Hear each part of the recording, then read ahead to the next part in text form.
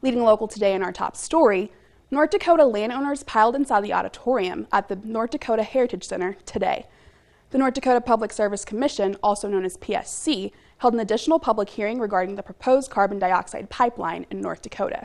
Christina Randall spoke to landowners and Summit Carbon Solutions at today's hearing.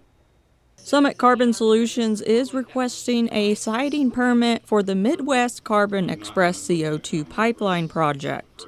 PSC gave the public a chance to speak out before a decision is made. CO2 is a whole different animal. It is not at all like other pipelines, and there's too little known about it. Many landowners are worried about the risk of having a CO2 pipeline so close to Bismarck. And Summit Carbon Solutions says with any pipeline, there is a risk. Pipelines are under pressure. Our pipeline's under pressure. And so anything under pressure, even a water line, there is a risk associated with that. But the risk is much less, in my opinion, than it is with the gas line and the refined products pipelines that run through Bismarck, much less than the railroads that run through the city of Bismarck.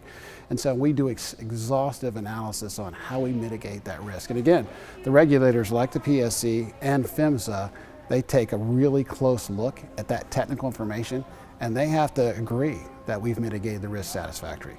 And landowners are frustrated with the company, stating that Summit Carbon Solutions is impossible to work with. And Summit is, you can't work with Summit.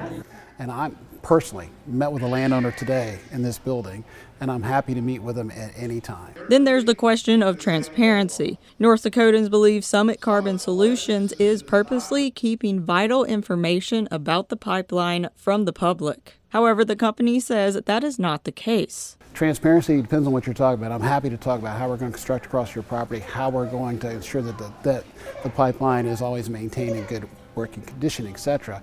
But when we hear the attorneys talk about plume models and those kinds of things, the regulatory agencies have that information, and they're the technical experts, and they're supposed to represent the landowner and make sure that what we provided is adequate. Because there are so many unknowns about the CO2 pipeline, many North Dakotans wish the pipeline project would just disappear. Well, number one, we'd like to see the pipeline go away. That is not likely to happen. But change the route would be good.